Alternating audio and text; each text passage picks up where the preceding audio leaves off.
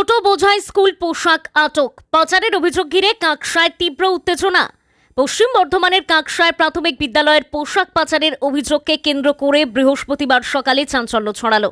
টোটো বোঝাই বস্তাবন্দি স্কুল পোশাক আটক করে বিক্ষোভ দেখান বিজেপি কর্মীরা। ঘটনাকে কেন্দ্র করে ব্যাপক উত্তেজনা ছড়িয়ে পড়ে গোটা এলাকায়। স্থানীয় সূত্রে জানা গেছে, কাঁকসা বিডিও অফিস সংলগ্ন বরুণ ড্রামা অ্যাথলেটিক ক্লাব থেকে কয়েকটি বস্তাবন্দি পোশাক টোটোয় তুলে অন্যত্র নিয়ে যাওয়া হচ্ছিল। সেই সময় বিজেপি কর্মীদের সন্দেহ হয় এবং তারা টোটোটিকে আটকে দেন। বিজেপি কর্মীদের দাবি, টোটোতে থাকা বস্তাগুলি প্রাথমিক বিদ্যালয়ের ছাত্রছাত্রীদের পোশাক ছিল। যারা পোশাকগুলি নিয়ে যাচ্ছিল তারা কোথায় এবং কেন সেগুলি নিয়ে যাচ্ছিল তার স্পষ্ট কোনো উত্তর দিতে পারেনি বলেও অভিযোগ।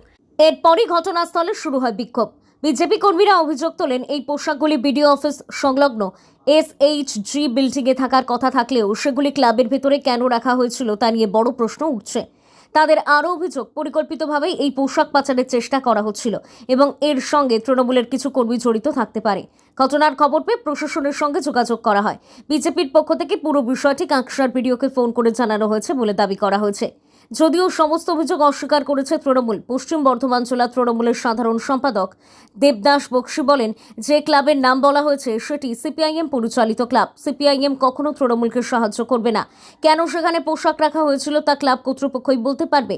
কোনো দুর্নীতি হয়ে থাকলে প্রশাসন তদন্ত করে ব্যবস্থা নেবে। ঘটনার পর এলাকায় উত্তেজনা থাকায় পরিস্থিতির ওপরে নজর রাখছে প্রশাসন। এখন প্রশ্ন উঠছে, এটি কি সত্যি পাচারের চেষ্টা করা হচ্ছিল নাকি অন্য কোনো কারণে পোশাক সরানো হচ্ছিল? তদন্তের দিকেই এখন নজর সকলের। এখন সরকার এখন বদল হয়েছে। এখন এই যে ড্রেসগুলো, বাচ্চার স্কুলের ড্রেসগুলো এখান থেকে ট্রান্সফার হয়ে যাচ্ছে। ঠিক আছে, কোথায় যাচ্ছে আমরা বুঝতেও পারছি না। যে ড্রাইভার আছে, টোটো ড্রাইভার, সেও বলতে চাইছে না যে কোথায় যাচ্ছে, কে নিয়ে যাচ্ছে, কোথায় যাচ্ছে। বাচ্চাদের ড্রেস এইভাবে বেরোবে কেন? এখন কোনো তো ডিসিশন নাই, কী করে বেরোয়। আমি তো তাই এই তৃণমূলের একটা পুরো চক্রান্ত চলছে।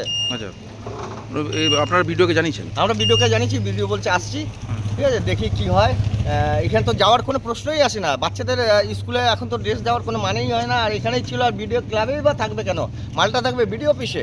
এটা কিভাবে আসছে, কিভাবে চক্রান্ত চলছে এদের? আমার মনে হয় কোনো পার্সোনালভাবে বিক্রির চক্রান্ত চলছে এটাকে। আপনার নাম? আমার নাম দীনেশ দাস, আমি কাকসা কলোনিতে থাকি।